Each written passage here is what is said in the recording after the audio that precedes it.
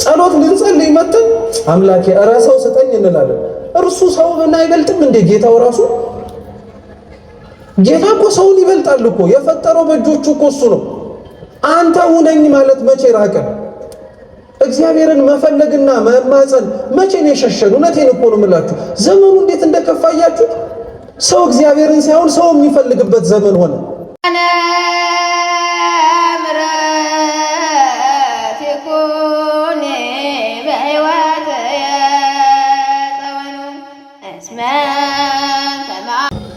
የዮሐንስ ወንጌል ምዕራፍ 5 ከቁጥር 1 ከዚህም በኋላ የአይሁድ በዓል ነበረ። ኢየሱስም ወደ ኢየሩሳሌም ወጣ።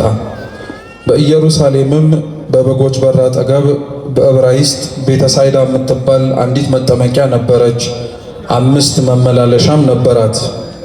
በእነዚህም ውስጥ የውሃውን መንቀሳቀስ እየጠበቁ በሽተኞችና ዕውሮች አንካሶችም ሰውነታቸውም የሰለለ ብዙ ሕዝብ ይተኙ ነበር። አንዳንድ ጊዜ የጌታ መልአክ ወደ መጠመቂያይቱ ወርዶ ውሃውን ያናውጥ ነበርና እንግዲህ ከውሃው መናወጥ በኋላ በመጀመሪያ የገባ ከማናቸውም ካለበት ደዌ ጤናማ ይሆን ነበር። በዚያም ከ38 ዓመት ጀምሮ የታመመ አንድ ሰው ነበር። ኢየሱስ ይህን ሰው ተኝቶ ባየ ጊዜ እስካሁን ብዙ ዘመን እንዲሁ እንደነበር አውቆ ልትድን ትወዳለህን? አለው። ሰውየውም ጌታ ሆይ ውሃው በተናወጠ ጊዜ በመጠመቂያይቱ ውስጥ የሚያኖረኝ ሰው የለኝም፣ ነገር ግን እኔ ስመጣ ሳለው ሌላው ቀድሞኝ ይወርዳል ብሎ መለሰለት። ኢየሱስ ተነሳና አልጋህን ተሸክመ ሂድ አለው። ወዲያውም ሰውየው ዳነ፣ አልጋውንም ተሸክሞ ሄደ። ያም ቀን ሰንበት ነበረ ይላል ቁጥር 10 ላይ። ባጭሩ ይህንን ሁሉ ትምህርታችንን ለመማማር እንዲያስችለን የትምህርታችን ርዕስ የምናደርገው ሰው የለኝም በሚል ርዕስ እንማራለን። ይህ የአብይ ጾም ሳምንት መጻጉዕ እየተባለ ይጠራል። መጻጉዕ የሰው ስም አይደለም፣ የግብር ስም ወይም ደግሞ የሁኔታ መጠሪያም አድርጋችሁ ልትረዱት ትችላላችሁ። መጻጉዕ ማለት ድዊ፣ የታመመ፣ ጤና የሌለው ማለት ነው። በዚህ ሳምንት ቅድስት ቤተ ክርስቲያናችን ጌታችን መድኃኒታችን ኢየሱስ ክርስቶስ በመዋዕለ ስብከቱ ዘመን በዚች ምድር ላይ በተመላለሰበት ጊዜ ላይ ሕሙማነ ሥጋን በፈውስ ሕሙማነ ነፍስን በቃሉ እንደፈወሳቸው የምታስተምርበት ወቅት ነውና አምላካችን ኢየሱስ ክርስቶስ በተአምራት ያዳናቸውን ሕሙማንን የምናስታውስበት ሳምንት ነው። በዚህ ሳምንት ጌታችን መድኃኒታችን ኢየሱስ ክርስቶስ በዚች ምድር ላይ ወርዶ ሊሰጠን ከቀደመውና ካሰበው ከዋነኛይቱ ድህነት አስቀድሞ እግረ መንገዱን ሲፈውሳቸው የነበሩትን ሰዎችም ጭምር እናስታውሳለን። ቅዱስ ኤፍሬም ሶርያዊ ጌታችን መድኃኒታችን ኢየሱስ ክርስቶስ የወረደበትን ሐሳብ ወይንም ደግሞ የወረደበትን ውጥን ሲናገር በሰኞ ውዳሴ ማርያም አንቀጹ ላይ እንዲህ ይላል። ጌታ እስኪበሉ በሉ እንጂ ልቡ ያዘነና የተከዘ አዳምን ነፃ ያወጣውና ወደ ቀድሞ ቦታው ይመልሰው ዘንድ ወደደ። ጌታ ወደ ቀድሞ ቦታ ሊመልሰው የወደደው አዳም መጀመሪያ ያዘነ ነበር። ያዘነ ማለት እግዚአብሔርን የሚያህል ጌታ ገነትን ታህል ቦታ አቶ ወደዚች ምድር ተጥሏልና እያዘነ እየተከዘ እግዚአብሔርን ማሳዘኑን ይኖርበት ከነበረበት ቦታ ላይ ተዋርዶ ምድሪቱ ላይ እሾህና አሜከላ እያበቀለ እያረሰ በወዙ በላቡ መውጣት መውረዱ ያሳዝነውና ያስተክዘው ነበርና ጌታ ልቡ ያዘነ አለ። እስኪ ልቡ ያዘነ በሉ። አዳም ያዘነው ውጩ አይደለም፣ ልቡ ነው በጣም አድርጎ የተሰበረው። ሰው ሊያዘን ሊተክዝ የሚችለው በሁለት መንገድ ነው። አንደኛው ሰው በማስመሰል ልቡ ሳያዝን ልቡ ሳይጎዳ እንባውን ብቻ እንዲሁ እያፈሰሰ ሊኖር ይችላል። ለዛ ነው ልቡ ያልተጎዳ ልቡ ያላዘነ ልቡ በሐዘን ያልተወጋ ሰው የሚያፈሰውን እንባ አባቶቻችን እንዲህ አይነቱ እንባ ያዞ እንባ ነው ይሉታል። የምን እንባ? ያዞ እንባ፣ የማስመሰል እንባ ነው ማለት ነው። አዳም ያፈሰው የነበረው እንባና ያዝነው የነበረው ሐዘን ግን ከውጭ የሚፈስና ከውጭ የሚመለከት ብቻ ሳይሆን ከምኑ ያነበረ ሐዘን ነው? ከልቡ የነበረ ሐዘን ነው። ስለዚህ ጌታ ያወረደው አንደኛ ልቡ ያዘነውን እና የተከዘውን አዳምን ሊመለከተው ነው። ቀጠለና ቅዱስ ኤፍሬም አሁንም ልቡ ያዘነና የተከዘውን አዳምን ብቻ ሊያወርደው በወረደበት ጊዜ ላይ ጌታችን ነፃ ያወጣው ዘንድም ወደደ አለ። እስኪ ነፃ ያወጣው ዘንድ በሉ። አዎ እግዚአብሔርን ያህል ቦታ ገነትን ታክል እግዚአብሔርን የሚያህል ጌታና ገነትን የምታክል ቦታ አጥቶ የወረደው ያዘነው አዳም ነፃነትም ጭምር አልነበረው። ኃጢአት በመስራቱ ምክንያት የኃጢአት ባሪያ ነበረ፣ የኃጢአት ተገዢ ነበር። ኃጢአት ለሚሰራት ሰው በሙሉ አትመለከተውም እንጂ ወይንም ደግሞ አታየውም እንጂ ያችን ነፍስ በሰንሰለት ወይንም ደግሞ ክፉ በሆነ ነገር ታስራታለች። ታስታውሱ እንደሆነ የአብርሃም ዘሮች ነን እያሉ ይመጻደቁ የነበሩትን ፈሪሳውያንን አይሁድን ጌታችን መድኃኒታችን ኢየሱስ ክርስቶስ የዮሐንስ ወንጌል ምዕራፍ 8 ላይ ሲያስተምር እንዲህ ብሏቸው ነበረ። ስለ እርሱ እውነተኛነት የሚያምኑ ከሆነ እውነት አርነት ታወጣችሁ ነበረ ብሎ ነግሯቸው ነበር። እና አይሁድና ፈሪሳውያን ግን ምን ብለው መለሱለት? እኛ መች በቀኝ ግዛት ተገዝተን እናውቃለን? ማንስ በዝብዞን ያውቃል? ማንስ እኛ ጋር ደርሶ በሰንሰለት አስሮን ያውቃል? ብለው ተናገሩ። ጌታችን ኢየሱስ ክርስቶስም መለሰላቸው፣ ማንም ኃጢአትን የሚሰራት ቢኖር የኃጢአት ባሪያ ነው ብሎ ተናገረ። የምን ባሪያ ነው? የኃጢአት ባሪያ ነው። ስለዚህ ባሪያ በገዛ ሰውነቱ ላይ በገዛ ሐሳቡ ላይ ምንም አይነት ስልጣን የለውም። አንዱ ለዛ ነው ሰው ባሪያ ሲባል የሚያዘውና የሚገዛው ሰው ይነደዋል እንጂ በራሱ ፈቃድና በራሱ ፍላጎት ሊያደርገው የሚፈቅደውን ነገር ማድረግ አይችልም። ኃጢአት የሚሰራም ሰው ለኃጢአት ባሪያ ነውና አዳም ኃጢአትን በሰራበት ጊዜ ላይ ነፃነቱን አጥቶ ነበር። ስለዚህ አምላክ ሰው የሆነው ልቡ ያዘነውን የተከዘውን አዳምን ሊያየው ብቻ ሳይሆን ነፃ ሊያወጣውም ጭምር ነው። የት ሊያወጣው? ነፃ ሊያወጣው ነው። ቀጠል። አሁንም ጌታ ልቡ ያዘነና የተከዘ አዳምን ነፃ ያወጣውና ወደ ቀድሞ ቦታው ይመልሰው ዘንድ ወደደ አለ። እስኪ ወደ ቀድሞ ቦታው በሉ። ወደ ቀድሞ ቦታው ማለት አምላክ ሰው የሆነው ወደዚች ምድርም ወርዶ የተመላለሰው አዳምን ነፃ ለማውጣት ብቻ ልቡ ማዘኑን ተመልክቶ ሐሴትና ደስታን ሊሰጠው ብቻ ሳይሆን ወደ ምን ቦታው ሊመልሰውም ጭምር ነው። ወደ ቀደሞ ቦታው ያጣውን ነገር መልሶ ሊሰጠው ነውና አምላካችን መድኃኒታችን ኢየሱስ ክርስቶስ ይህችን ለአዳም የሚሰጣትን ፈውስና ይህችን ለአዳም የሚሰጣትን ድህነት ለማጠየቅና ለማስታወስ እንዲረዳ እግረ መንገዱን ሲሄድ ብዙ ፈውሶችን ይሰጥ ነበር። ለዛ ነው ራሱ ቅዱስ ኤፍሬም ሶርያዊ ሲያስተምር ምን ይላል? ድህነት ሁለት አይነት ነው ይላል። የመጀመሪያው አብይ ድህነት ይባላል። እስኪ አብይ ድህነት በሉ። አብይ ድህነት፣ ዋናው ድህነት አምላክ ሰው የሆነበት ምክንያት እኛ ያለን የሰው ልጆችን በሙሉ ነፃ ሊያወጣን ልባችን አዝኗልና ከእግዚአብሔር በመለየታችን አብሮን ሆኖ ደስታ ሊሰጠን በኋላም ደግሞ ወደ ወጣንባትና ተመልሰን መግባት ወደሚጠበቅብን ወደ ቀድሞ ቦታው ሊመልሰን።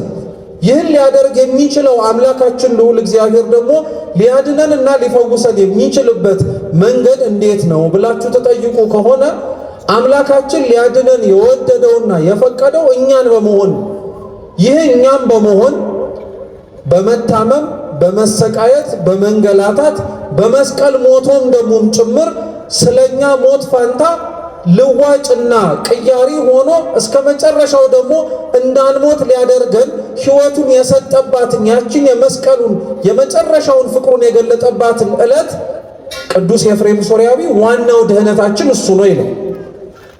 ግን እግዚአብሔር እስከ ዋነኛው ድህነት ድረስ ወይንም ደግሞ ደሙን በመስቀል ላይ ደሙን እስከሚያፈስ ድረስ እግረ መንገዱን ግን የታመሙትን ሰዎች ይፈውሳቸው ነበረ፣ ያድናቸው ነበረ። ሰው ተስፋ እንዳይቆርጥ ለማድረግ ማለት ነው። እንግዲህ አስቡት፣ እግዚአብሔር ሰው ሆኖ በወረደበትና በዚች ምድር በተመላለሰበት ጊዜ ላይ ምንም ሕሙማንን ባይፈውስ፣ ምንም ጤና የጎደላቸውን ሰው ባያይ፣ የወረደበትና የወረደበት ዓላማ ለመስቀል ነውና ከመስቀል ውጪ ማናችንንም ወይንም ደግሞ ማንንም ባይመለከት ኖሮ በጣም አድርጎ ተስፋ ለመስጠትና ተስፋ ኖሮንም ለመመላለስም ጭምር በጣም ያዳግት ነበር።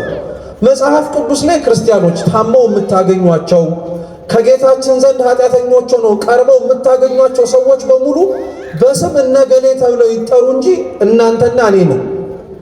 በስም መጻጉዕ ተብሎ 38 ዓመት አልጋ ላይ ይተኛ እንጂ ከመጻጉዕ ባልተናነሰ ከ38 ዓመት በላይም ጭምር ቤተ ክርስቲያን ደጅ እየጠናን ካለብን ችግር ጋር እግዚአብሔር ይፈውሰናል ብለን የተጠለልን እኛ አይደለንም ክርስቲያኖች? እኛ እኮ ነው። ስሙ መጻጉዕ ተባለ እንጂ መጻጉዎቹ እውነቶቹ እኛ ነን። ስሟ ማርያም እንተ እፍረት ባለሽቷ ማርያም ተብላ ተጠርታ ስለ ዘማዊነት ሕይወቷ አልቅሳና አንብታ ከጌታችን እግር ስር እንባዋን እግሩን አርሳ በፀጉሯ አብሳ ውድ የሆነ ሽቱ አርከፍክፋ ኃጢአትሽ ተሰርዮልሻል ተብላ ትሂድ እንጂ ስማችን ማርያም እንተ እፍረት ተብላ ይጠራ እንጂ ዕጣን ይዘን መተን ቤተ መቅደስ የምንሰጠው እግዚአብሔር ኃጢአታችንን ይቅር እንዲለን እንባችንን የምናፈሰው እንዲሁ በረድኤትና በቸርነቱ ደግሞ እንዲመለከተን ፀጉራችንን ሳይሆን ራሳችንን ዝቅ ብለን ከቤተ መቅደስ እግር ስር የምንገኘው እኛው ራሳችን ነው። ማንኛውም መጽሐፍ ቅዱስ ላይ የምትመለከቷቸው ታሪኮች ክርስቲያኖች ስማቸው ተለውጦ የራሳቸውን መጠሪያ ስም የያዙ እንጂ የእኛን የራሳችንን ስም አስገብታችሁ ብትመለከቷቸው ከኛው ከራሳችን ሕይወት ጋር ተመሳሳይ ነው። ለዛ ነው በዚህ ሳምንትም ላይ አምላካችን ልዑል እግዚአብሔር ከአብይ ድህነቱ ውጪ ንዑስ ድህነት ወይንም ደግሞ እግረ መንገዱን ከፈወሳቸው ሕሙማን መካከል አንዱ የሆነውን መጻጉዕን ቤተ ክርስቲያን አስታውሰው ትውላለች። የአብይ ጾም ሳምንታት በነገራችን ላይ እያንዳንዱን ብትመለከቷቸው ክርስቲያኖች ሳምንታቱ ለሳምንታቱ መጠሪያ ተብለው በተለይ የሚሰጡት ስያሜዎች በየዕለታቱ የሚደረጉት የሚነበቡት የሚቆሙት የሚዘመሩት መዝሙራት በሙሉ ሰውን ወደ እግዚአብሔር የሚያቀርቡት ናቸው። ሰውን ወደ እግዚአብሔር የሚቀርብበትን የፈውስና የድህነት መንገድም ጭምር የሚያሳዩ ናቸው። የመጀመሪያው የአብይ ጾም ሳምንት ዘወረደ ነው። እስኪ ዘወረደ በሉ። አው ሰው እንዴት ነው የሚፈወሰው? ሰው ያጣውን ጤና እንዴት ነው የሚያገኘው? ሰው ከእግዚአብሔር ተጠግቶ የለመነውን ልመና አግኝቶ እንዴት ነው የሚሄደው ተብላችሁ የምትጠየቁ ከሆነ መጀመሪያ ሰው ይህንን የሚያገኘው በዘወረደ ነው። እስኪ ዘወረደ በሉ። ዘወረደ ልዑል የሆነው ከፍ ያለው አምላክ ሳይጸየፈን ሳያዝንብን እንዲሁም ደግሞ ሳይተወን ወደ ታች ወደ ምድር የወረደባትን ወቅት የምናስታውስበት ሳምንት ነው። እንዲሁ ሁሉ መፈወስ፣ መዳን፣ ከእግዚአብሔር ጋር አብሮ መኖር የሚፈልግም ሰው ይህንን ሳምንት ላይ ያለውን ምስጢር መተግበር አለበት። አምላክ ወደ ታች የወረደው እኛን ሊያድነን እንደሆነ ሁሉ ከእግዚአብሔር እጅ ፈውስን መቀበል የሚፈልግ ሰውን በሙሉ እግዚአብሔር እንደወረደው ራሱን ማውረድ በትሕትና ዝቅ ማድረግ አለበት። ታስታውሱ ከሆነ አምላካችን የዮሐንስ ወንጌል ምዕራፍ 13 ላይ የደቀ መዛሙርቱን እግር ያጥብ ነበረ። ወገቡን በእራፊ ጨርቅ ታጥቆ ዝቅ ብሎ የደቀ መዛሙርቱን እግር ባጠበበት ወቅት ላይ ደቀ መዛሙርቱ በጣም ተጨንቀው ነበር እና ቅዱስ ጴጥሮስ እንዲያውም እግሩን ራሱ አልሰጥም ብሎ ነበር። ምክንያቱም እንዴት አንተን ታህል ያለ መምህር፣ እንዴት አንተን የመሰለ ታላቅ አምላክ ዝቅ ብሎ እግሬን ያጥበዋል ብሎ አሻፈረኝ ብሎ ነበር እና ጌታችን ምን አለው? ከዚህ ከዝቅ ብዬ ከማጥብህ አብሬ ዝቅ ብዬ እግርህን ካልነካው ከኔ ጋር እድል ፈንታ የለህም አለ።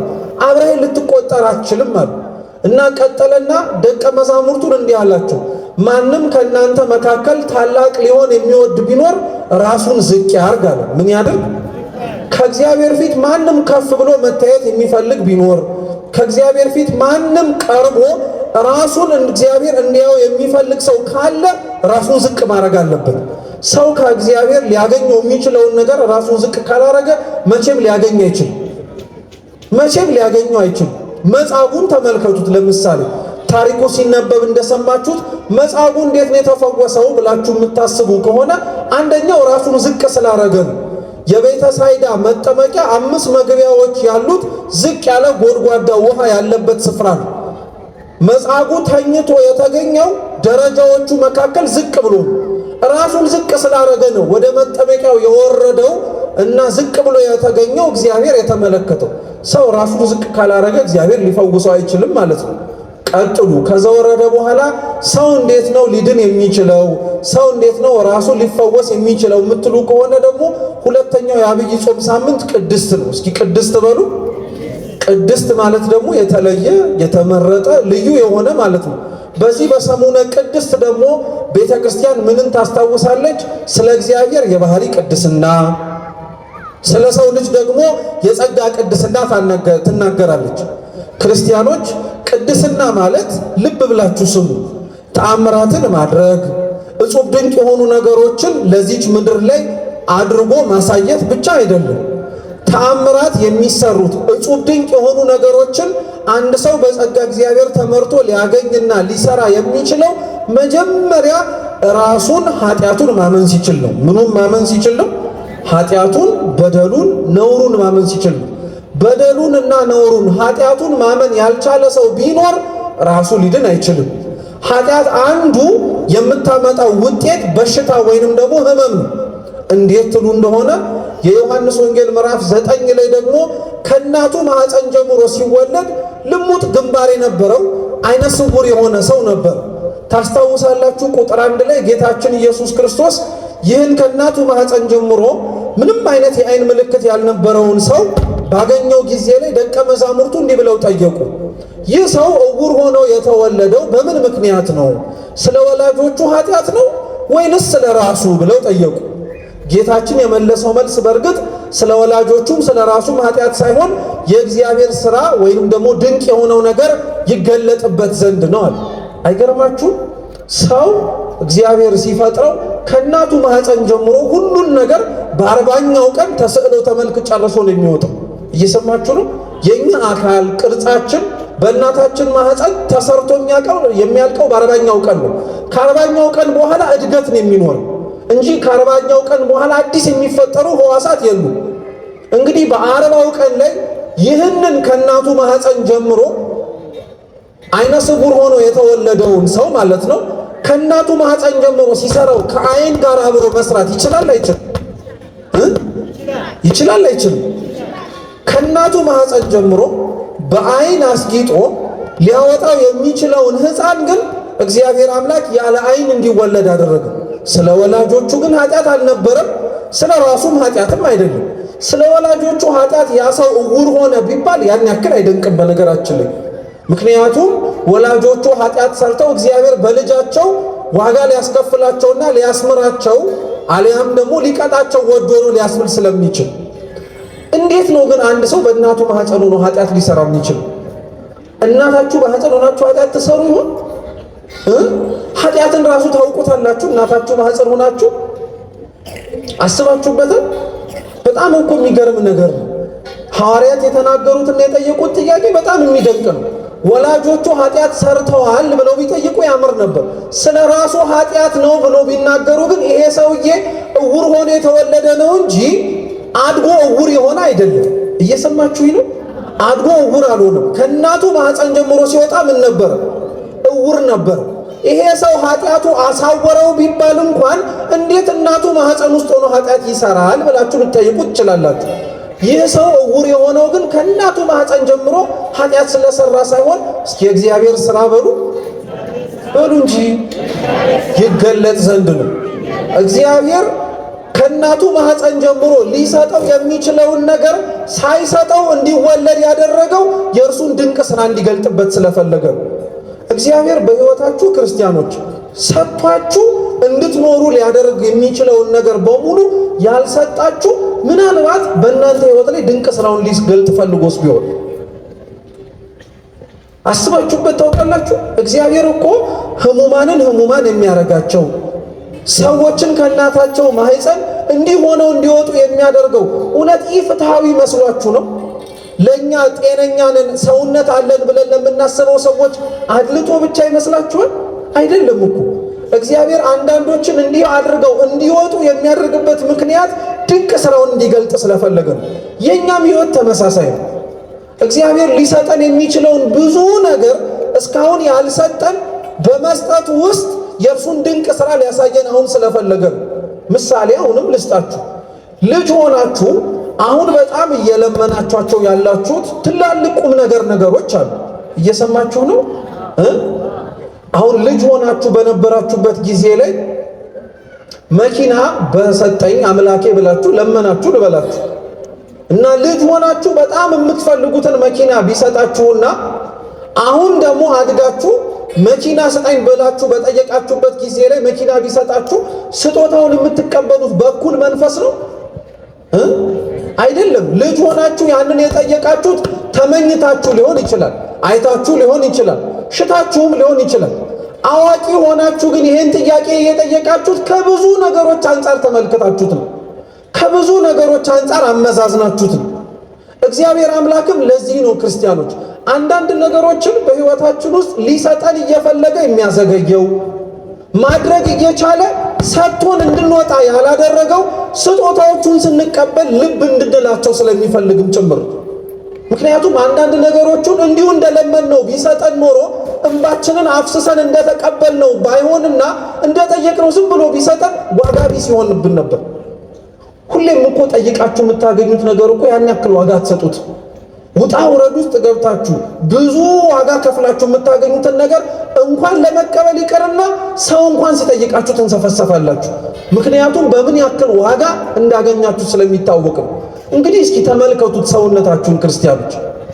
አንዳችሁም ከእናታችሁ ማህፀን ስትወጡ ስንወጣ ዓይን ስጠን ብለን አለምን፣ ጆሮ ስጠን ብለን አለምን። ቆሜ መራመድ እፈልጋለሁም ብሎ ከእናቱ ማህፀን ሲወጣ የለመነ የለም። ይሄ ሁሉ ይገባሃል ብሎ የሰጠህ ማን ነው? ጤናን የመሰለ ትልቅ ስጦታ የለም የሚባለው ለዚህ ነው። ጤናን የመሰለ ትልቅ ስጦታ የለም በነገራችን ነው። ስለዚህ ልብ ብላችሁ ስሙ።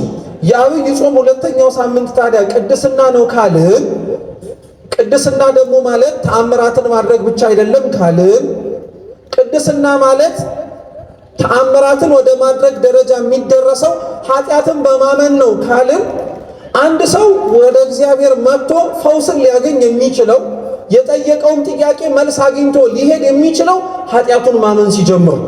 አብዛኞቻችን እግዚአብሔር ፊት ቆመን ስንለምነው የምንጠይቀውን ጥያቄ አቅርበንለት የምንሄደው እንደማይገባልን ጭምር ነግረነው ይሆን?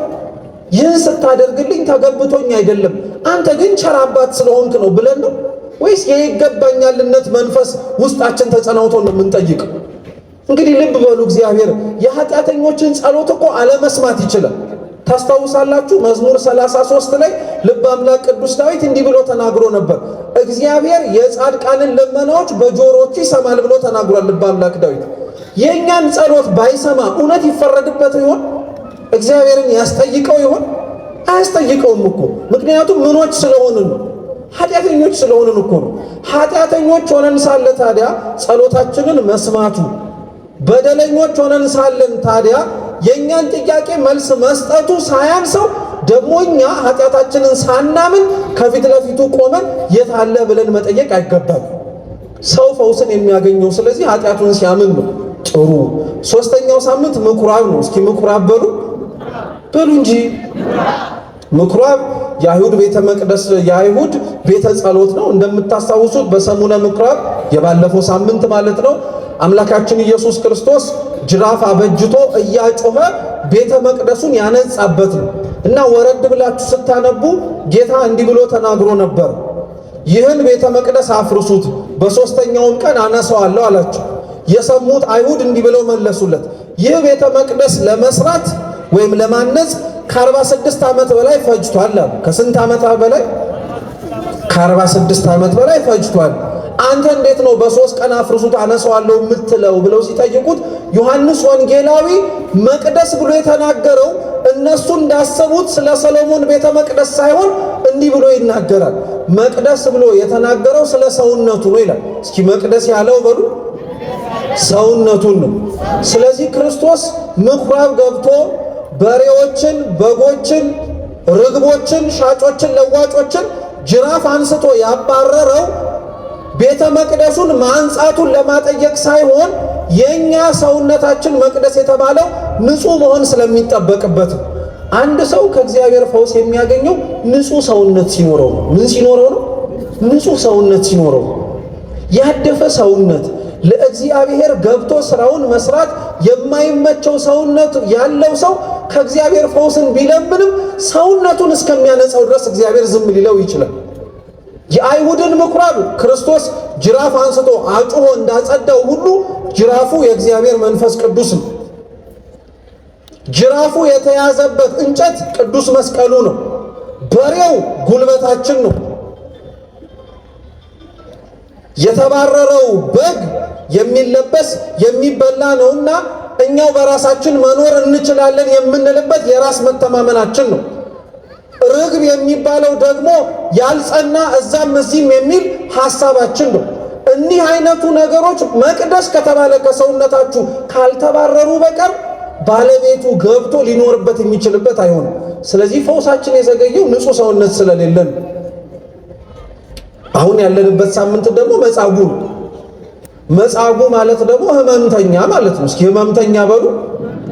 ተመልሰን ብንመጣበትም አሁን እየነገርኳችሁ ያለሁት ነገር እንዳትረሱት። ሰው ከእግዚአብሔር እንዴት ፈውስን ማግኘት ይችላል የሚለው ነው።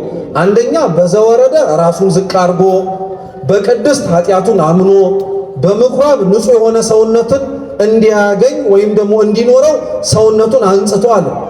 አራተኛው ሳምንት ደግሞ መጻጉዕ ነው። በመጻጉዕ እንዴት ሰው ከእግዚአብሔር ፈውስን እንደሚያገኝ መማር ይችላል ከተባለ ህመሙን ሲያምን ነው። እስኪ ህመሙን ሲያምን በሉ። ህመሙን በነገራችን ላይ ያላመነ ሰው ሊድን አይችልም። አሞኛል ብሎ ማመን ያልቻለ ሰው ማለት ነው። ወይም ጤና የለኝም እኔ ያላለ ሰው ሐኪም ቤት እንኳን ቆሞ ለሚያክመው ሐኪም አይመችም። ሌሎች ጤናውን መታወኩን አምነው እርሱ ግን ጤና መታወኩን ካላመነ ምንም ጥርጥር እኮ የለውም። ልታከምም ቢል አይታከምም። ታከም ተብሎ ቢነገረውም አሻፈረኝ ብሎ ነው ወደ ኋላ የሚመለሰው። በፍጹም ነኝ ብሎ ነው የሚናገረው። መጻጉዕ በነገራችን ላይ ክርስቶስ ወርዶ ራሱ ልትድን ትወዳለህን ብሎ ሲጠይቀው በሚናገረው ንግግር ውስጥ አይታችሁት ከሆነ ህመሙን አምኗል። ህመሙን አምኗል። ባህሩ ወይንም ደግሞ ዙሪያው ላይ የነበረው የቤተሳይዳ ውሃ በሚናወጥበት ጊዜ ላይ ሊያስገባኝ የሚችል ሰው ስለሌለኝ ነው እንጂ መፈወስ እፈልጋለሁ ብሎ ተናግሯል። ህመሙን አምኗል። ሰው አሁን ከኛ መካከል እግዚአብሔር እውነት የምህረትና የድህነት እጆቹን ዘርግቶ ራሳችንን ሰውነታችንን ሁሉ ዳብሶ እንደው ያለብንን አይደለም። አንዳንዶቻችን እኮ የሌለብንንም ህመም እንገምታለን። ታውቃላችሁ አይደለም? ዝም ብለን የምንገምታቸው የሌሉብንም በሽታዎች አሉ። በነገራችን ዝም ብለን በግምት ራሳችንን ያውና ይሄ ነገር ሳይኖርብኝ አይቀርም እንላለን። እንደው ለቀልድም እንኳን ክርስቲያኖች እንዲህ አትበሉ። አንዳንድ የዋህ ሰው አለ ራሱን ያየውና ዝም ብሎ ሲመለክ እኔ ስጠረጥር ሰይጣን ሳይኖርብኝ አይቀርም ብላችሁ አታውቁ? እንዴት ሰው ራሱ ላይ ያሟርታል? በጣም እኮ ታዩትና ራሳችሁን ሳይኖርብኝ ግን አይቀርም። ነገረ ስራ የራሱ ግራ የገባው ነው። እና በሩን ከፍታችሁ አሁን ቢገባ እሱ ነው ጥፋተኛ እኛው ነው? በፍጹም እኮ እንደዛ እኮ አይባልም። እንደው እውነትስ እንደዚህ ታመናል ብለን የምናምን ከሆነ መታመማችንን መናገራችን ብቻ ለፈውሱ እኮ በቂ እኮ እንዳልሆነ ታውቃላችሁ። በቂ እኮ አይደለም። አንድ ሰው በቤቱ ያመመውን ህመም ይዞ አሞኛል ብሎ ስለተናገረ የሚድን ይመስላችኋል? መታመሙን አምኖ ፈውስ ሊያገኝበት የሚችልበት ቦታ ሲመጣ ነው እንጂ ፈውስን የሚያገኘው። ስለዚህ አንድ ሰው ፈውስን ለማግኘት ከእግዚአብሔር ምሕረት እጆቹን ተዘርግተው እንዲዳብሱት የሚፈልግ ከሆነ ህመሙን ማመን መቻል አለበት። ጥሩ። አራተኛው እሱ ነው። አምስተኛው የዐቢይ ጾም ሳምንት ከመጻጉዕ በኋላ ያለው ደግሞ ደብረ ዘይት ነው። እስኪ ደብረ ዘይት በሉ። ደብረ ዘይት እንደምታስታውሱት በዚህ ሳምንት ደግሞ የጌታችን የመድኃኒታችን ኢየሱስ ክርስቶስ ዳግም መምጣት ለፍርድ እግዚአብሔር አምላክ ወደዚች ምድር እንደሚወርድ በጎች ጻድቃንን በቀኙ ፍየል የተባሉ ኃጥአንን በግራው ለማቆሙ ምሳሌ ነው። ይሄንንስ በፈውስ መነጽር ስንመለከተው እንዴት አድርገን ልንማርበት እንችላለን ካላችሁ ሰው ፈውስን ሊያገኝ የሚችለው ከደብረ ዘይት ሊማረው የሚችለው ትልቅ ቁም ነገር ደግሞ ቢኖር ምን መሰላችሁ? ሰው በደብረ ዘይት ዕለት ላይ እንደምታውቁት ከእግዚአብሔር ፊት ቆሞ የሚጠየቀው ጥያቄ አለ አይደል? የማቴዎስ ወንጌል ምዕራፍ 25 ከቁጥር 33 ጀምሮ ስናነብ ጻድቃንም ሆኑ ኃጥአን ከእግዚአብሔር ፊት ቆሞ ይጠየቃሉ። ተርቤ አብልታችሁኛል ወይ? ተጠምቼ አጠጥታችሁኛል ወይ? ታርዤ አልብሳችሁኛል ወይ? እንግዳ ሆኜ ተቀብላችሁኛል ወይ? እስረኛ ሆኜ ጠይቃችሁኛል ወይ? እያለ ይነግራቸው እና ጻድቃንም ኃጥአንም ይሄ ጥያቄ ከቀረበላቸው በኋላ ጻድቃን እንዲህ ብለው ይመልሳሉ። ልብ አድርጋችሁ ስሙ። ጌታ ሆይ መቼ አግኝተንህ ተርበህ አበላንህ፣ ተጠምተህ አጠጣንህ፣ ታርዘህ አለበስንህ፣ እንግዳ ሆነህ ጎበኘንህ፣ እስረኛ ሆነህ ጠየቅንህ ሲሉት እንዲህ ይላል፣ እውነት እውነት እላችኋለሁ ከነዚህ ከታናናሾች መካከል ለአንዱ ያረጋችሁት ለኔ እንዳረጋችሁት ነው አለ። እየሰማችሁ ነው? ሰው ለመፈወስ የሚፈልግና ጤናውን ሊያገኝ የሚፈልግ ሰው ካለ እርሱ ባይታመም የታመመውን ሰው ግን ማስታመም መገደድ አለበት። እውነቴን እኮ ነው የምላችሁ።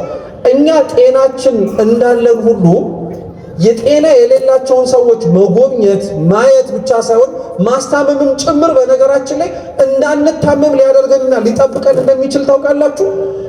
ትልቁ ክርስቲያኖች ሊፈሩት የሚገባው ህመም የስጋውን ህመም አይደለም። ትልቁ ክርስቲያኖች ሊፈሩት የሚገባው ህመም የነፍስ ህመም ነው። ነፍስ ከምትታመምበት ህመም፣ ነፍስ ታማም ደግሞ ከጠናባት በሽታ ልታመልጥ የምችልበት ብቸኛው መንገድ የጽድቅ ስራ ነው። አለመታመም የምንፈልግ ከሆነ ክርስቲያኖች ጽድቅ መስራት አለብን። ጤነኛ ሆነን መኖር የምንፈልግ ከሆነ ጽድቅ መስራት አለብን። እንደው እውነቴን እኮ ነው የምላችሁ። ለሌላው ርኅራኄ ኖሮን መስጠት ባንችል እንደው ለራሳችን እንኳን አስበን ጽድቅ መስራት ይክበደን። ለሰው እኮ የምትመጸውቱት ለራሳችሁም እኮ ጥሪት ለማካበት ነው። ለሰው እኮ የታረዘ የምታለብሱት ለራሳችሁ እኮ በሰማይ ሰማያዊ የሆነ የሰው እጅ ያልፈተለውን ብርሃናዊ የሆነ መጎናጸፊያ ለመጎናጸፍ እኮ ነው። እንደው ለሰው ባታዝኑ እንዴት ለራሳችን ማዘን ይከብደን? ሰው ከእግዚአብሔር ፈውስ የሚያገኘው ለሌላ ለታመመ ሰው ማዘን ሲችል። ከደብረ ዘይት የምንማረው ቁም ነገር ይህ ነው። ከደብረ ዘይት በኋላ የምታገኙት ሳምንት ደግሞ ገብርኄር። እስኪ ገብርኄር በሩ። ቸር አገልጋይ ጌታችን ኢየሱስ ክርስቶስ እርሱ ራሱ እንደ ባለጸጋ እኛን ደግሞ እንደ ሶስት እንደተለያዩ ሎሌዎች ምሳሌ በመስጠት የተለያዩ መክሊቶችን ሰጥቶ አትርፈው እንዲሰጡት የተናገረበት ሳምንት ነው። ከዚህ ስለ ፈውስ ምን እንማራለን ትሉ ከሆነ አንድ ሰው ከእግዚአብሔር ፈውስን ሊያገኘው የሚችለው የተሰጠውን ጤና ማትረፍ ሲችል ነው። እስኪ የተሰጠውን በሉ ማትረፍ ሲችል። ብዙ እግዚአብሔር በነገራችን ላይ ሳንጠይቀው በነፃ የሰጠን ብዙ የምናተርፍበት መክሊት አለ። ብዙ የምናተርፍበት እግዚአብሔር አምላክ እንድናገለግለው የሚፈልገው በገንዘባችን፣ በጉልበታችን፣ በሐሳባችን ብቻ አይደለም። በመላው ሰውነታችን እንድናገለግለው ይፈልጋል። በነዛ በመላው ሰውነታችን የምናገለግለው ትልቁ አገልግሎት ደግሞ ትርፋማ እንድንሆንበት የሚጠበቅ ነው። እግዚአብሔር አምላክ ለእያንዳንዳችን የሰጠን ጸጋ በሉት፣ እያንዳንዳችን የሰጠን ስጦታ ለእኛ የምንጠቀምበት ብቻ ሳይሆን ለሌላውም ጭምር የምናተርፈው መሆን እንዲችል ይጠብቃል። አንድ ሰው ፈውስን ሊያገኝ የሚፈልግም ከሆነ ከእግዚአብሔር ልክ እንደ ታማኝ አገልጋይ ያለውን ለሌላው ሰው ለመስጠት ደጁን ክፍት ማድረግ አለበት። ገብርኄር ማለት ይሄ ነው። ከገብርኄር በኋላ ደግሞ የሚመጣው ሳምንት ደግሞ ኒቆዲሞስ ነው። በኒቆዲሞስስ ምን እንማራለን የምትሉ ከሆነ እድገት። እስኪ እድገት በሉ። እድገት። ኒቆዲሞስ የመጀመሪያው ክርስቶስን ያገኘበት ከክርስቶስ እግር ስርም ሲማር የነበረበት ወቅት የዮሐንስ ወንጌል ምዕራፍ 3 ላይ በማታ እየመጣ እያፈረ እየተሸማቀቀ ይማር ነበር። እያፈረ እየተሸማቀቀ የአይሁድ መምህር ስለሆነ ከክርስቶስ እግር ስር በቀር ተቀምጦ ቢማር ሌሎች የሚመለከቱት ሰዎች አላዋቂ ነው ብለው እንዳይናገሩት። አሁን ከኛ መካከል ታሞ ከሰው ጋር ስጸበል አሞኛልና ሰው እንዳያየኝ ብሎ በየጸበሉ በየጉራንጉሩ ሰው ሳያየው የሚሽሎኮሎክ የለም አለ። በደንብ አድርጎ እንጂ መታመማችንን ሰው እንዲያውቅብን የማንፈልግ ማለት ነው። ኒቆዲሞስ እንዲህ አይነቱ ነበር። ከዛ ደግሞ ከፍ አለ።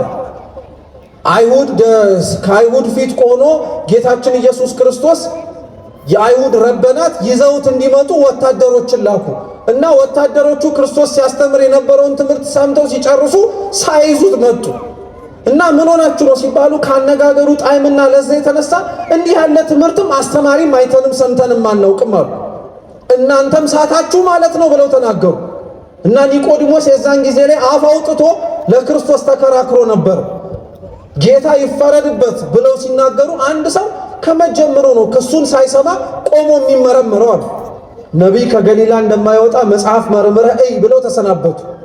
ለጥቂት ጊዜም ቢሆን በኒቆዲሞስ በዚህ ጥያቄ ምክንያት የአይሁድ ሸንጎ ተበትኖ ነበር።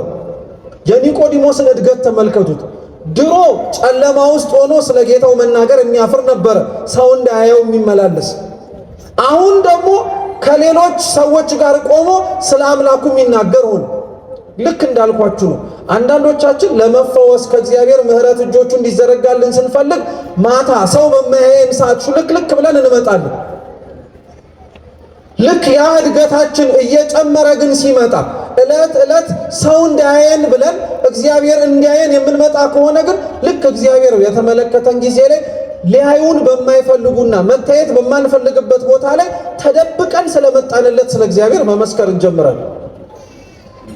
አፋችንን አውጥተን አንተ መች ቤተ ክርስቲያን ሄደን የተሰማኸው ተብሎ ሲጠየቅ ቤተ ክርስቲያን መሄድ የሚያሸማቅቀው ነገር የሆነበት ሰው ልክ ቤተ ክርስቲያን ሰው ሳያየው መመላለስ የጀመረበት ወቅት ላይ እግዚአብሔር ጥንካሬ ሲሆነው አይ እንደናንተ እኮ ቀንቀንም አልምጣ እንጂ ማታ ማታም እኮ እየመጣሁ እኮ እሳለማለሁ ያን ያክልማ ምንም ነገር የሌለኝ አትምሰል ይላል። ይሄ እኮ ምስክርነት እኮ እሄዳለሁ ብሎ እየተናገረ እኮ።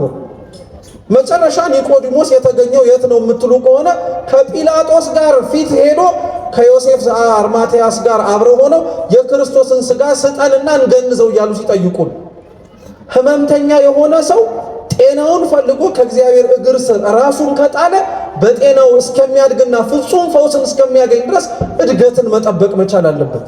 በአንዴው መተን ላንድል እንችላለን። እየሰማችሁ ነው? በአንዴው መተን ላንፈወስ እንችላለን።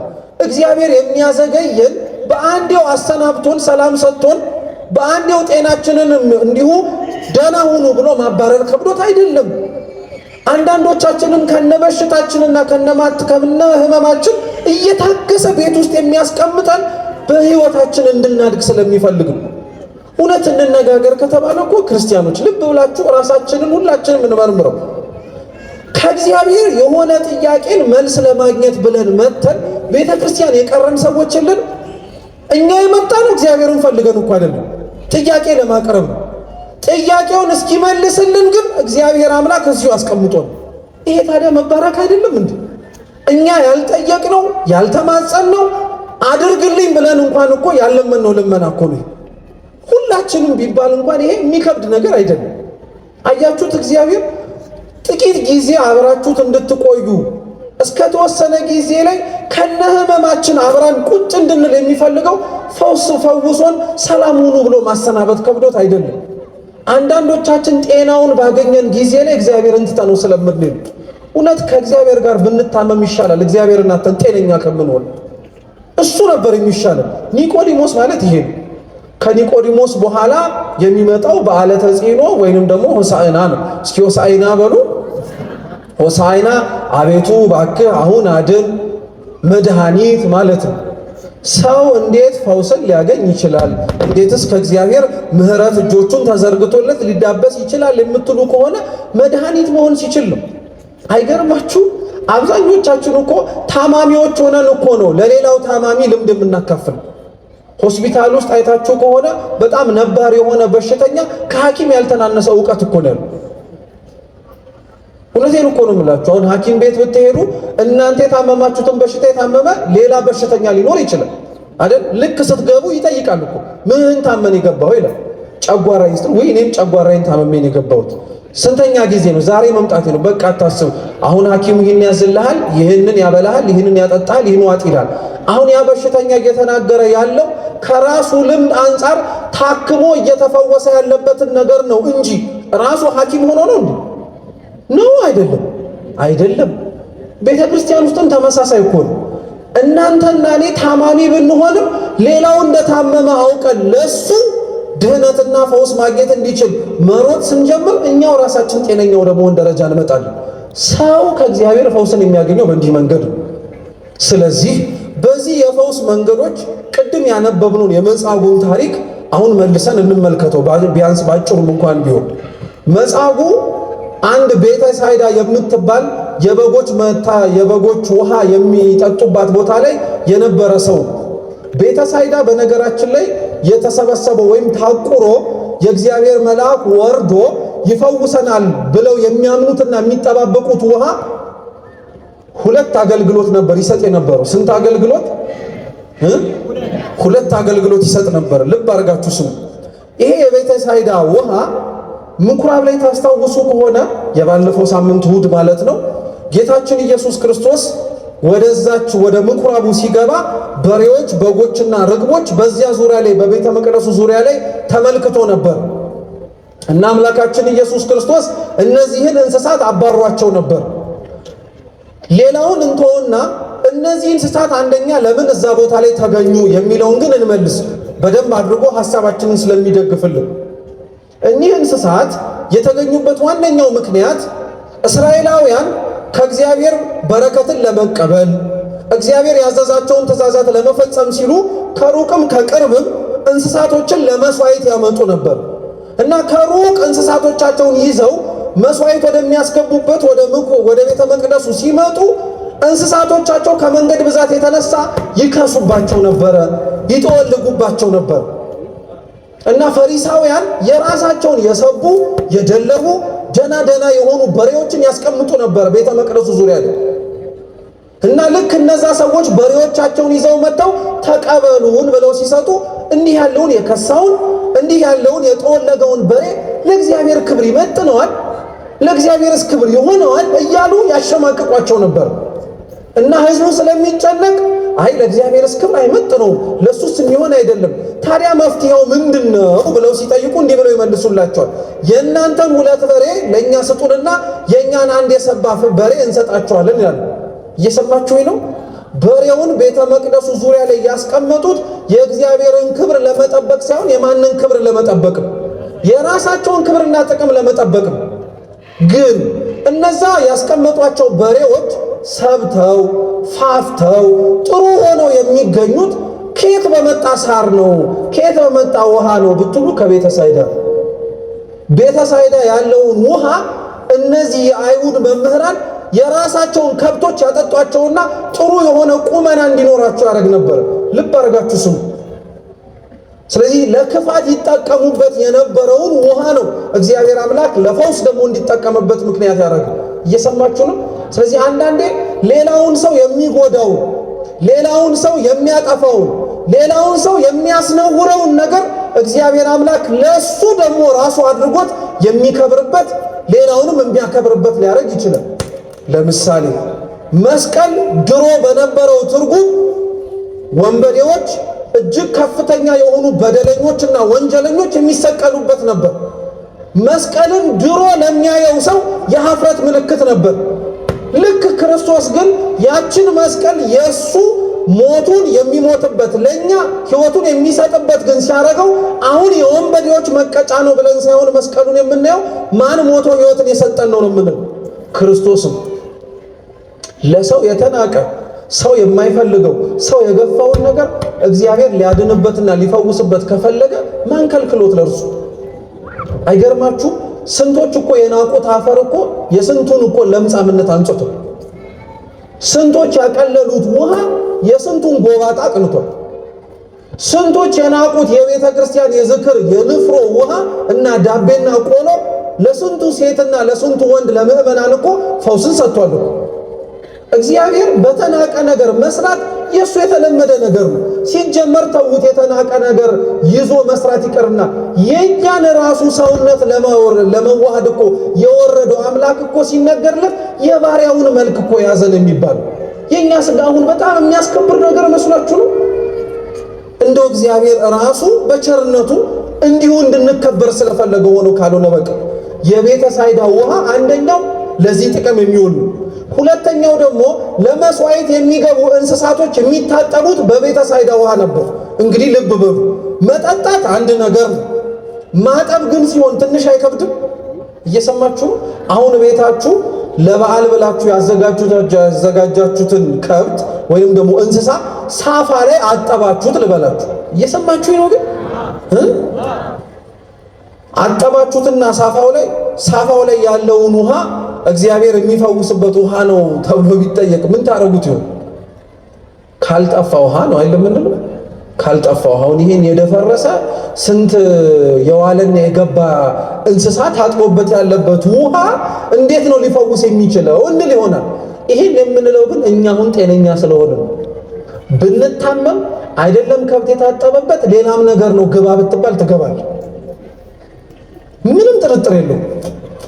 ልክ እንደ ብሂሉ ነው የጨነቀው ምን ያገባል የሚባለው፣ ነፍሰ ጡር እርጉዝ ያገባል የሚባለው። ሲጨንቅህ ከጭንቀት ነፃ ለመሆን ሲያምህ ጤና ለማግኘት ብለህ የማትገባበት ነገር የለም። ሰው ወዶ መሰለህ እንዴ እዚህ ያለውን ጠበል ትቶ ሌላ ቦታ ጠበል ፍለጋ የሚዞረው? ሌላ ቦታ እምነት ፍለጋ የሚዞረው? ሌላ ቦታ የቅዱሳኑን ቃል ኪዳን ፍለጋ የሚዞረው? የጤናው ጉዳይ ስለሆነበት ስላልተነካን ነው። አሁን እንዲሁ ዝም ብለን አረፈን ቁጭ አለ።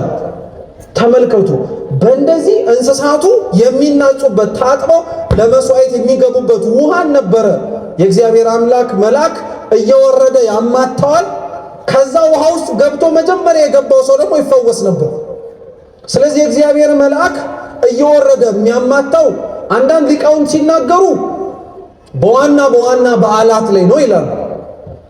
ሌሎች ሊቃውንት ደግሞ ሲናገሩ በየጊዜው ይወርድ ነበረ፣ በታወቀ ጊዜ ይወርድ ነበር፣ ለበዓል ብቻ አይደለም ይላሉ። የእግዚአብሔር መልአክ ይወርዳል፣ ያማታዋል። ከዛ በኋላ አንድ ሰው ሲገባ ወዲያውን የገባው ሰው ደግሞ የሚገርመው እኮ ካለበት ደዌ ሁሉ ነው። እስኪ ሁሉ በሉ። አንድ ደዌ አይደለም፣ ታሞ የገባበት አይደለም።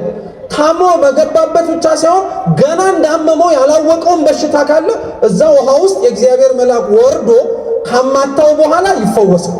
ምንም ጥርጥር የለም። መጻጉዕ እዚህ ቦታ ላይ 38 ዓመት ሙሉ አልጋ ላይ ተኝቶ የቤተ ሳይዳ ውሃ 5 መውጫና 5 መግቢያ ያላት እርከን ናት። መጻጉዕ 38 ዓመት ሙሉ ሲተኛ አስቡት። ከሱ በኋላ የመጡ ከሱ በፊትም የመጡ ሰው ያላቸው ሰዎች ወደ ውሃው ገብተው ተፈውሰው ሲወጡ እርሱ ይመለከት ነበር። ለሰው በጤናው እያለ ሳይሆን ታሞ በጣም የሚከብደው እሱ አለመዳኑ አይደለም። እሱ በታመመበት በሽታ ይሰቃይ የነበረ ሌላ ሰው ተነስቶ ተፈውሶ ሲሄድ ያማል በጣም። አስባችሁታል? እናንተ አሁን እየለመናችሁት ያላችሁትን ልመና ደምን ባያፈሰሳችሁ ሌሊት በኪዳን ከሰዓት በቅዳሴው ማታ በሰርክ ጸሎቱ እየተጋን ሁላችንም ባለንበት ወቅት ለራሳችን ልመና ተመሳሳይ ልመና ያለው ሰው ከኛ በፊት ቀድሞት ያ ጸሎቱ ተሰምቶ ሲወጣ ደስ ይላል ወይስ አይልም? ተው ይልባችሁን መልሱ እንዴ። ደስ እንደሚለን ሁሉ እኮ ከጥቂት ካፍታ ቆይታ በኋላ ግን ምን ነው አምላኬ ብለን አናማርርም እንዴ? እርሱ የተለየ ምን ቢያደርግልህ ነው? አሁን ነው የመጣው። እኔ ስንት ዓመት እዚህ ደጀሌን የተጣልኩት። አሁን ነው የጸለየው። እኔ ስንት ዓመት ነው ዳዊት የደገምኩት። አሁን ነው የጠራህ። እኔ ስንት ዓመት ያንተን የእናትህን ስም እየጠራው ነው፣ የቅዱሳኑን ስም እየጠራው ነው። ለምን አላየኸኝ የሚያስብላል። ህመም በጣም ከባድ ነገር ነው ክርስቲያኖች። መታመም አንድ ነገር ነው፣ ተስፋ ያስቆርጣል ህመም። በህሊና በጣም ክፉ የሆነ ጠባሳም ጥሎ ያልፋል። መጻጉዕ 38 ዓመት ሙሉ ሲተኛ ሰውነቱ ብቻ ሳይሆን ህሊናውም ጭምር ነበር ይታመም የነበረው። ሰው ገብቶ ተፈውሶ ሲወጣ እያየ ነገን ድን ይሆናል ይላል፣ ተስፋ አለው። ነገን ደግሞ ድንባታለሁ ያለውን ቀን ሌላ ሰው ገብቶ ተፈውሶ ሲወጣም አሁንም ያመዋል መጻጉዕ። ይሄንን ሁሉ እየቻለ 38 ዓመት ተቀመጠ። አሁን ስንናገረው የመጻጉዕ አልጋ ላይ 38 ዓመት መተኛት ምንም ላይ መስለን ይችላል። ይሄ ጉባኤ እስከ ምሽት 9 ሰዓትና 10 ሰዓት ነው የሚዘልቀው ቢባል አሁን የተቀመጠንበት መሬት እንኳን ይቆረቁረናል እኮ። የተቀመጥንበት ወንበር ራሱ አበዙት ያስብላል። አማራጭ ግን ከሌለ ቁጭ ትላለህ። እግዚአብሔር ብቻ ከሆነ የመውጫ መንገድህ ሌላ ነገሮችን አልፈልግም ካልክ በደንብ አድርገህ ነው የምትቀመጠው። ምንም ጥርጥር የለው። መጻጉዕ 38 ዓመት እየተኛ የነበረበት አልጋ ለዛ እኮ ሳይነሳ ቁጭ ብሎ ሲጠብቅ የነበረው ሰው ተመልክቶ ሰው አይቶ ሲፈወስ እንደተጽናናው ሁሉ እግዚአብሔር አንድ ቀን እኔንም ያጽናናኛል ብሎ ነው። እግዚአብሔር ሁላችሁነት ያጽናናል። እንዲሁ ደልቶን የምንመጣ ሰዎች አይደለንም። ሁላችንም የራሳችን ቋጠሮ አለ። ሁላችንም የራሳችን የምንማጸነው ተማጽኖ አለ። ቆመን እንራመድ እንጂ በውስጣችን ከኛ በላይም የታመመ ላይኖር ይችላል። እግዚአብሔር ግን ያያል። እውነቴን እንምላችሁ 38 ዓመት ሙሉ መጻጉዕ እንደተቀመጠበት እኛም ከተቀመጥንበት ቦታ አንታጣ እንጂ አንድ ቀን እግዚአብሔር እኛንም ያየናል። አሁን እኛ እኮ ተስፋ ስለምንቆርጥና ትዕግስታችንን ጭምር ስለሚሟጠጥ እኮ ነው። የተወሰነ ጊዜ እንጠብቀውና ተነስተን እንሄዳለን። እግዚአብሔር እኛን ለማዳን እኮ 5500 ዘመን ጠብቆናል። ልባችን እስኪመለስ እናቱን በምድር ላይ ተመልክቶ እሷን የሚመስልም እንደማይኖር አውቆ ፈቃዷን ጠይቆ ማህፀኗ ለማረፍ ያንን ሁሉ ታግሶ ነበር እግዚአብሔር። እውነት እግዚአብሔር በታገሰልክ እኛ እሱን መታገስ ለምን ከበደ? እልህኛ ስለሆንን እኮ ነው። ጠባያችን በጣም ስለማይመች እኮ ነው። እውነት እግዚአብሔር ቤቱ ውስጥ በሽተኞች ሆነን ከነ ህማማችን ያስቀመጠን ጥሩ የሆነ ታማሚ ሆነን ነው? እንደኛ የሚያጉረመርም አለ? እንደኛ ሌላውን ታማሚ እንኳን ሰላም የሚነሳልን? ቤተ ክርስቲያን ቅዱስ ኤፍሬም ሶርያዊ ሲናገር የቅዱሳን ህብረት ብቻ አይደለችም ይላል። ታመው ለመፈወስ የሚመጡ ሰዎችም የህመምተኞች ቦታ ናት ይላል። ራስ መታመም አንድ ነገር፣ ሌላ የታመመ በሽተኛ እንኳን እናስቀምጥም እኛ ቤተ ክርስቲያን ውስጥ። እኛ ብቻ ለመዳን፣ እኛ ብቻ ለመፈወስ፣ እኛ ብቻ ጤነኛ ለመሆን ነው የምንፈልገው። ሌላውን አንፈልግም እኛ ራሱ። ይህንን ሁሉ አመላችንን ይዞ ነው የመጻጉዕ 38 ዓመት መቀመጥ እንዳይደቃችሁ። እኛ ከነዚህ ሁሉ አመላችን ጋር እግዚአብሔር ከ38 ዓመት በላይ እኮ የቻለን ሰዎች የለንም? እንደዚህ ውስጥ በደንብ አድርገናል። ቁጭ አድርጎ ያስታመመን እስካሁን ድረስ ሌላው ሰውን ሲያዞርብን ፊቱን በእርሱ በእጆቹ የዳበሰን እኮ እግዚአብሔር እኮ። እውነት አባ ጊዮርጊስ ምን ብሎ ይናገራል መሰላችሁ? እውነት ይሄ ለመጻጉዕ ራሱ ይሰራለታል እኮ። በሰው እጅ ከመውደቅ በሉ እንጂ በእግዚአብሔር እጅ መውደቅ ይሻላል። ይህን ያለው አባ ጊዮርጊስ ነው። እና ከላይ ሲናገር ሲጀምር ምን ይላል መሰላችሁ? በእግዚአብሔር እጅ ከመውደቅ በሰው እጅ መውደቅ ይሻላል ይላል። ምክንያቱም የእግዚአብሔር እጅ ፈታሂ ነው፣ አያዳላም። የሰው እጅ እኮ እንዴት እንደሚያመቻምች ንጹሑን ክፉ ነው ይላል፣ ክፉውን ንጹሕ ነው ይላል የሰው እጅ። የእግዚአብሔር እጅ እንዲህ አይደለም። ስለዚህ አባ ጊዮርጊስ መጀመሪያ በእግዚአብሔር እጅ ከመውደቅ በሰው እጅ መውደቅ ይሻላል አለ። ደግሞ መልሶ አባ ጊዮርጊስ ሲመለከተው አያያይ የሰው እጅ እኮ ተሸክሞ ይዝላል፣ ተሸክሞ ባይዝል እንኳን እኔ ነኝ የተሸከምኩት እያለ እያወራ እንኳን አያስቀምጥም፣ አያስነሳም። ስለዚህ በሰው እጅ ከመውደቅ በማን እጅ መውደቅ ይሻላል አለ። መጻጉዕ 38 ዓመት ሙሉ በማን እጅ ነው የወደቀው? በእግዚአብሔር እጅ። የተማመናት ያችን ውሃ ነው፣ ሰው አይደለም። የለውማ ሰው 38 ዓመት ሙሉ የተማመነው የእግዚአብሔርን እጅ ነው። የዛን ጊዜ ነው አምላካችን ልዑል እግዚአብሔር ወደዛች ወደ መጠሚያ ዕቃይቱ ወረደ። አይደንቃችሁም? የእግዚአብሔር መልአክ ሳይወርድ የእግዚአብሔርን መልአክ ውረድ ብሎ የሚያዘው ጌታ ወደዛ መጠመቂያ ወረደ። ለመጻጉዕ የተሰጠው ፈውስ በነገራችን ላይ ከሌላው ፈውስ የተለየ ነው። ሌላው ቢፈወስ የጌታ መልአክ ወርዶ ያማታው ውሃ ውስጥ ነው። መጻጉዕ እኮ የተፈወሰው በክርስቶስ ቃል ነው። አያችሁት? ስትጠብቁ እግዚአብሔርን ስትታገሱት ሌላው በዳነበት መንገድ ብቻ ሳይሆን ከዛ በላይ እጹብ ድንቅ በሆነ አይነት መንገድ ይፈውሳል። መጻጉዕ ስለ ትዕግስቱ ሲል ክርስቶስ ወረደ። ልትድን ትወዳለህን ብሎ ጠየቀ። ምን አይነት ጥያቄ ነው ይላል ቅዱስ ዮሐንስ አፈወርቅ። እንዴት ላይድን ይፈልጋል? ያንን ሁሉ ዘመን የተኛው እኮ ድናለሁ ብሎ ተስፋ እያደረገ ነው ብሎ ይመልስለታል እሱ። ክርስቶስ ግን ልትድን ትወዳለህ ብሎ መጻጉዕን የጠየቀው ያለ ፈቃዱ ቢያድነው አሁን ወዶ ፈቅዶ እንደዳነው ደስ የሚለው ይመስላችሁ ነበር? አንዳንዶቻችን አሁን መንገድ ላይ በተለያየ ሁኔታ አካላቸውን ያጡ የተጎዱ ወንድም እህቶቻችንን ክርስቲያኖችን ያልሆኑትም ጭምር ስንመለከት ለመፍረድ እንቸኩልና እግዚአብሔር ምን አለ አሁን እኒህ ሁሉ ጤነኞች ቢያረጋቸው እንላለን። እውነት ጤነኛ ያላረጋቸው እኮ ጤነኛ አርገን ብለው ለምነውት ይሆን እኒህ ሰዎች? አንዳንዱ እኮ በአካል መጎዳቱ እንጀራ እንደሚሰጠው አምኖ እኮ እንዲሁ አርጋ አዝልቀኝ ብሎ የሚለምንም እኮ አይጠፋም። እግዚአብሔር የማይፈውሰው የማያድነው ማዳንና መፈወስ ተስኖት አይደለም፣ የሰውን ፈቃድ ግን ይፈልጋል። አሁን እውነት ክርስቲያኖች መጻጉዕን የጠየቀውን ጥያቄ እናንተን ልጠይቃችሁ፣ ልትድኑ ትወዳላችሁ? ምን አይነት ጥያቄ ነው? ልትድኑ ትወዳላችሁ? ምን ትሰጥራለሁ? የመጣ ነው ምን እንድንደረግ ነው? እንድንድን እኮ ነው፣ ጤነኛ እንድንሆን ነው አይደለም? መጻጉዕ ታዲያ ምን ብሎ መለሰለት መሰላችሁ? እዚህ አልጋ ላይ ከተኛው 38 ዓመቴ ነው። የጌታ መልአክ ወርዶ ያቺን ማዕበል ወይም ያቺን ውሃ ባማታት ጊዜ ላይ የሚያወርደኝ ሰው የለኝም ባሉ። እስኪ ሰው የለኝም በሉ። በጣም የሚገርም ንግግር ነው። ልብ አድርጋችሁ ስሙ። መጻጉዕ 38 ዓመት ሙሉ ይመስላል እንጂ ላየው የእግዚአብሔር እጅ ላይ የወደቀ መጻጉዕ ይጠባበቅና ይተማመን የነበረው ግን የሰውን እጅ ነበር። ይሄው ንግግሩ እኮ ያስታውቃል። እንዳልፈወስ ምን የለኝም ምን ያለ አሁን እኮ እኛስ እንደ መጻጉዕ የፈለግንበት እንዳንደርስ መስሪያ ቤት ገብተን እንዳንቀጠር እንደ ሰው በልተን ጠጥተን እንዳናድር፣ የምንፈልገውን መኪና እንዳናሽከረክር፣ የወደድነው ቤት ውስጥ እንዳንኖር እግዚአብሔር የለኝም ነው ወይስ ሰው የለኝም ነው የምንለው? አንወሻሽ። ሰው የለኝም ነው የምንለው ሰው የሚያደርገው ስለመሰለን ማለት ነው። የመጻጉዕ በሽታኛም አለብን ማለት ነው። ከእግዚአብሔር በላይ ሰውን እንተማመናለን። ሰው ያለው ሰው ነው አሁን በዚህ ጊዜ ላይ የሚኖረው፣ ሰው ያለው ሰው ነው አሁን በዚህ ጊዜ ላይ ቆሞ የሚራመደው እንላለን። በፍጹም ሰው ያለው ሰው አይደለም ቆሞ የሚራመደው፣ እግዚአብሔር ያለው ሰው ነው ቆሞ የሚራመደው። ሰው ያለው ሰው ለጥቂት ጊዜ ላይ አእምሮ አብቦ ሊታይ ይችላል። እግዚአብሔር ያለው ሰው ግን በፍጹም ደርቆም አይታይም። ሕጉን የሚጠብቅ ሰው ግን በፍጹም ጠውልጎ አይታይም። ረሳችሁት እንዴ? መዝሙር 1 ላይ እኮ ልበ አምላክ ዳዊት ይናገራል።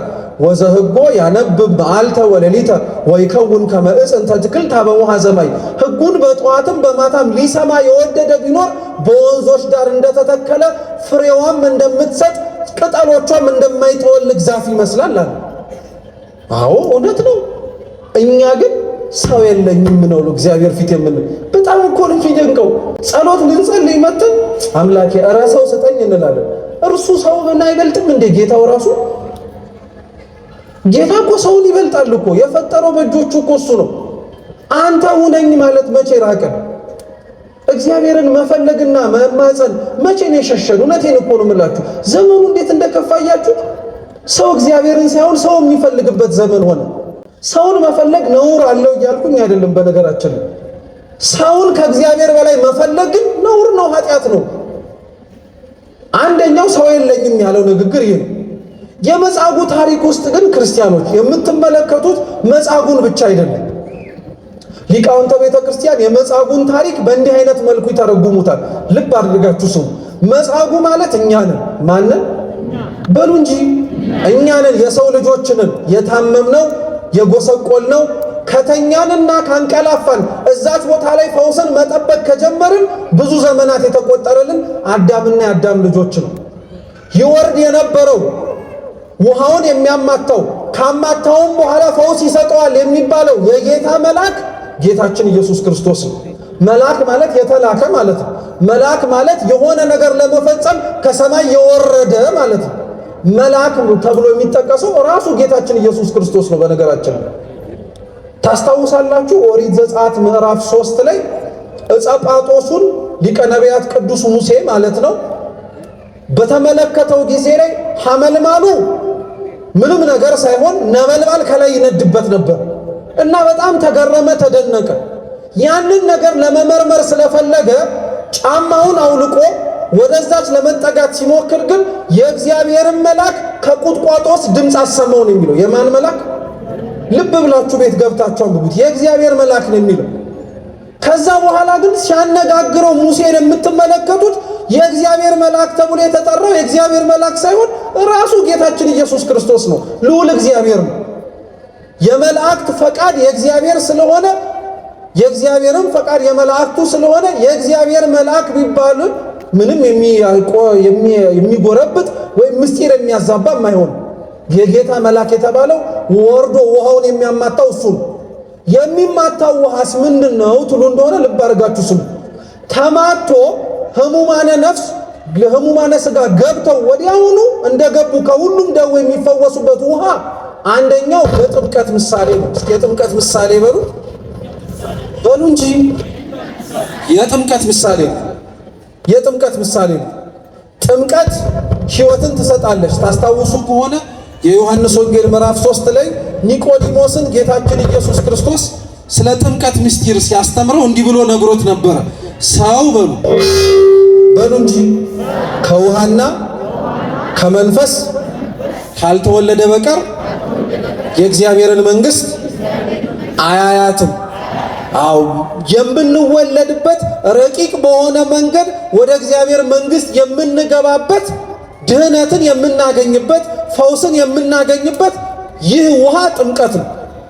የእግዚአብሔር መልአክ ወርዶ ሲያማታው ገብተው ተፈወሱ ማለት ጌታ መንፈስ ቅዱስ ወርዶ ውሃ አድርጎ የቀረበውን በካህናቱ ጸሎት ወደ ማየገቦ በተለወጠ ጊዜ ላይ የምንጠመቅበት ሕይወትን የሚሰጠን ነው ለማለት ነው። አንደኛው ትርጉም እሱ ነው። ሁለተኛው የጌታ መልአክ ወርዶ ያማታው ውሃ የጌታ የሕማሙ ምሳሌ ነው። እስኪ የሕማሙ ምሳሌ በሉ። ውሃ ነፋስ በሚመታው ጊዜ ላይ ወይንም ደግሞ በተናወጸ ጊዜ ላይ በጣም ነው የሚማታው፣ በጣም ነው የሚንገላታው።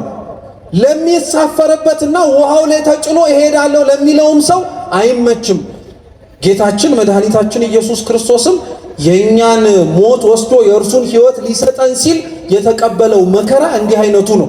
ግን እርሱ የተቀበለው እንደዛ የሚማታ ማዕበል የሚመስለው ሕማሙ ውስጥ በገባን ጊዜ ላይ ግን እኛ ካለብን ሁሉ ደዌ እንፈወሳለን። እኛ ካለብን ጭንቅና ሕማም ሁሉ እንድናለን። እኛ ነን መጻጉዎቹ። የምንድነው በጥምቀቱ፣ የምንድነው በጌታ ሕማም ውስጥ አብረን በመሳተፍ ነው። ያ ውሃ ውስጥ ሳይገባ ማንም እንደማይድነው ሁሉ የጌታችን የኢየሱስ ክርስቶስን ሕማሙን ሳይሳተፍ ክርስቲያንም የክርስቶስ ተከታይ ተብሎ ሊጠራ አይችልም። ሕመም ለዛ ነው ቤተ ክርስቲያን ውስጥ የተለየ ትርጉም ያለው። ታማሚ በሙሉ የሚሰቃይ እንዳይመስላችሁ። አንዳንድ ታማሚዎች እኮ በስጋቸው የክርስቶስን መስቀል ለመሸከም የሚናፍቁ እኮ ናቸው። አበው መነኮሳት በዜና አበውና በመጽሐፈ መነኮሳት እኮ ስናነብና መርምረንም ስናገኝ የእግዚአብሔር ረድኤቱን ቸርነቱን የሚጠብቁትና የሚነፋፈቁት የለመኑትን ልመና ሲሰማቸው ብቻ እኮ አይደለም። እርሱ የታመመውን እርሱ ለነሱ ሲል የከፈለውን ዋጋ የሚመስልም ሕማም እንዲመጣባቸው ይለምናሉ። ይህ አይነቱ እኮ ነው አቡነ ተክለ ሃይማኖት የሆድ ጽኑ ቁርጠት እያመማቸው ያንን ሁሉ መከራ የታገሱትና ያንን ሁሉ መከራ እሺ ያሉት። ቅዱስ ጳውሎስ ጽኑ የሆነ የወገብ ሕመሙን የራስ ምታቱን፣ ቅዱስ ጢሞቴዎስ የሆድ ቁርጠቱን፣ ይህንን ሁሉ መከራ ይህንን ሁሉ ጭንቅ የያዘውን ሰው እነሱ ሲፈውሱ፣ እነሱ ራሳቸው ግን ጤነኛ መሆን የከበዳቸው ያንን ጤና ለራሳቸው ማግኘት ከብዷቸው እንዳይመስላችሁ። ያ ጤና ስለ ክርስቶስ የሚሸከሙት መስቀል ስለሆነላቸው። ሕመማችንን አንጸየፈው ክርስቲያኖች። የጌታችን መስቀል እንደሆነ እንድናምነው ግን እግዚአብሔር ልባችንን ይክፈትልን። እውነት ያን ጊዜ ላይ ሕመሙም ሕመም አይሆንም። ያን ጊዜ ላይ ስቃዩም ስቃይ አይሆንም። ያን ጊዜ ላይ ሰው የለኝም አትሉ።